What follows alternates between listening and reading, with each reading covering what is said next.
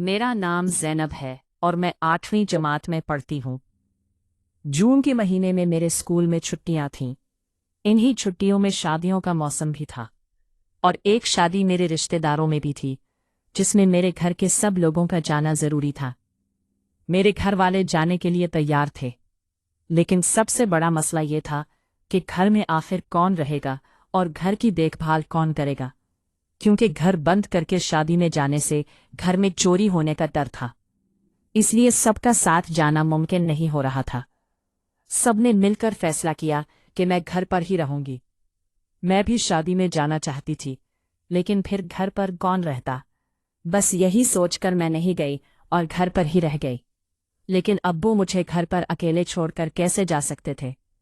अगर कोई डाकू आ जाए तो मैं अकेले क्या कर पाऊंगी?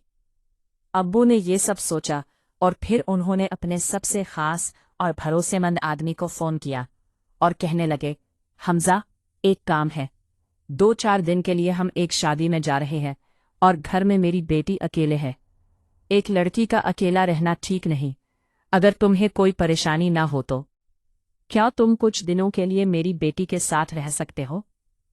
हमज़ा मेरे चचा थे। चचा ने कहा, इसमें परेशानी वाली कौन सी बात है? जैसे मैं यहाँ से अपने काम पर जाता हूँ, वैसे ही वहाँ से चला जाया करूँगा। वैसे भी मैं सिर्फ रात को ही घर आता हूँ, तो रात में तुम्हारे घर पर सो जाया करूँगा।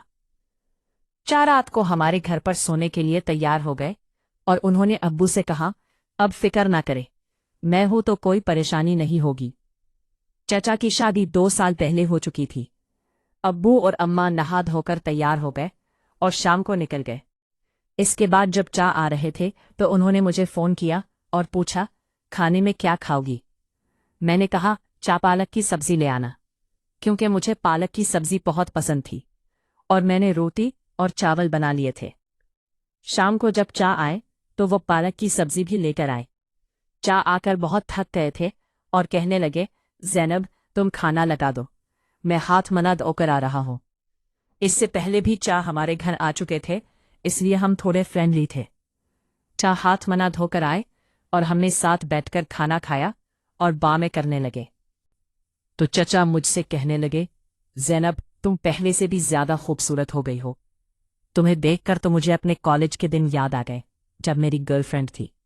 मेरी गर्लफ्रेंड बहुत खूबसूरत थी। मेरे क्लास के सब लड़के उस पर मरते थे, लेकिन वो मुझ पर फिदा थी। चा की बातें सुनकर मैं हंस पड़ी और कहने लगी, चचा, आप तो अब भी बहुत हैंडसम हो, आपकी अब भी गर्लफ्रेंड होगी। तो चचा ने कहा, नहीं बार ज़ैनब, जब से मेरी शादी होती है मैं तो एक लोहे है संभाल पा रहा। इतना कर चा मुस्कुराने लगे।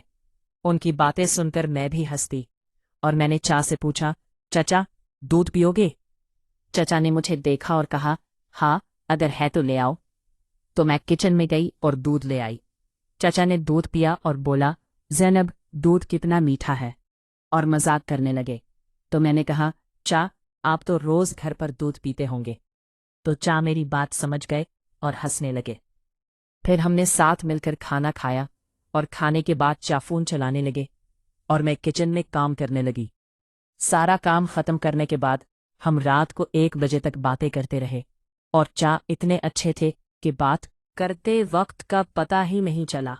उसके बाद मैं अपने कमरे में जाकर सो गई और चा अपने कमरे में सो गए। सुबह मैं जल्दी उठी और चच्चा के लिए नाश्ता बनाने लगी, लेकिन चा भी तक नहीं उठे थे। तो मैंने चच्चा को आवाज़ दी, चच्चा, आपको देर हो रही है, उठ जाइए। लेकिन शायद रात को देर से सोने की वजह से चच्चा गहरी नींद में सो रहे थे। मैं चच्चा के कमरे में गई और उन्हें जगाने लगी। फिर मैंने चच्चा के ऊपर से कंबल हटाया तो अचानक मेरी नज़र ऐसी जगह पड़ी जिसे देखकर मैं हैरान हो गई। मैं थोड़ी देर चा को देखती रही और मेरे मन में ख्यालात आने लगे।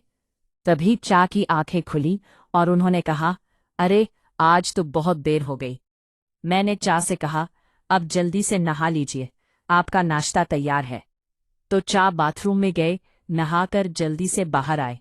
उन्होंने जल्दी जल्दी नाश्ता किया और मैंने उनके लिए टिफ़िन पैक कर दी और चच्चा अपने काम पर निकल गए। उसके बाद मैं घर की सफाई करने लगी और जल्दी सफाई करके मैं नहाने चली गई। नहाकर तैयार हुई, नाश्ता किया और कुछ देर आराम किया। क्योंकि आज घर में कोई नहीं था तो पूरा घर सन्नाटे में था। बिल्कुल अच्छा नहीं लग रहा था। समझ में नहीं आ रहा था कि क्या करूं। दोपहर को मैंने सोचा कि थोड़ी देर पढ़ लूं और 5 बजे तक पढ़ाई की। इसके बाद फोन चलाने लगी। फोन चलाते चलाते कब मैं सो गई पता ही नहीं चला। कुछ देर बाद जब मैं उठी तो देखा कि चचा के आने का वक्त हो गया था और सोते सोते मैं पसीने में भीग चुकी थी। तो मैंने सोचा कि नहा लो। आज मैंने लाल रंग की एक खूबसूरत सी ड्रेस पहनी थी क्योंकि वो ड्रेस मेरी पसंदीदा थी और मेरे जिस्म पर परफेक्ट फिट थी। चचा मुझे देखते ही रह गए और कहने लगे, अरे वाह ज़ैनब, आज तो तुम कमाल लग रही हो। तुम्हें देखकर मुझे जवानी के दिन याद आ गए। मैंने महसूस किया कि चचा मुझे एक अलग ही नज़र से देख रहे थे। तो अचानक मेरी नज़र फिर से उस जगह गई जिसे देखकर मैं हैरान हो गई थी, लेकिन छाने उसे बैग के पीछे छुपा लिया था। चचा मेरी तरफ देख रहे थे। मुझे बहुत अच्छा लग रहा था। मेरा दिल चाह रहा था कि चा मुझे अपनी बाहों में भर ले। चचा की तारीफ सुनकर मैं अंदर ही अंदर खुश होने लगी, लेकिन मैं फिर भी शर्माती रही क्योंकि वो मेरे चचा थे। लगे, ज़ैनब मैं फ्रेश होकर आता हूँ, तुम खाना लगा दो। तो मैंने कहा, ठीक है चा, लेकिन इसके लिए खाना बनाना पड़ेगा, अभी मैंने खाना नहीं बनाया। चाचा ने कहा, ठीक है तुम खाना बना लो, तब तक मैं आराम कर लेता हूँ। तो मैंने कहा, ठीक है चचा। चचाओ है सोफे पर बैठकर आराम करने लगे और मैं खाना बनाने किचन में चली गई।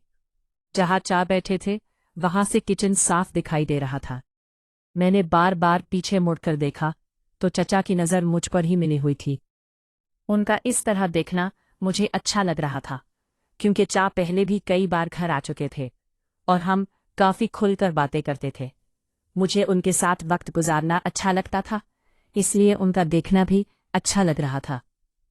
मैं खाना बना रही थी कि अचानक लाइट चली गई और ऊपर से इतनी गर्मी थी कि मैं पसीने में भीग गई और अब अंधेरा भी हो गया था। तब चा अपने फ़ोन की टार्च ऑन करके किचन में आ गए और कहने लगे, ज़ैनब आज गर्मी बहुत है। तो मैंने कहा, हाँ चचा, और अब तो लाइट भी चली गई, मेरे घर में इन्वर्टर भी नहीं है। तो चा ने मुझे टार्च दिखाई और मैंने एक मोमबत्ती जलाकर किचन में रख दी। चा ने कहा, ज़ैनब तुम पसीने में भीग चुकी हो, क्या मैं थोड़ी मदद कर सकता हूँ? तो मैं भी परेशान थी, इसलिए मैंने हाँ कह दी। चचा खाना बनाने में मेरी मदद करने लगे और हमने मिलकर खाना बनाया और बातें करते रहे। थोड़ी देर बाद लाइट वापस आ गई तो चचा मेरी तरफ देखने लगे।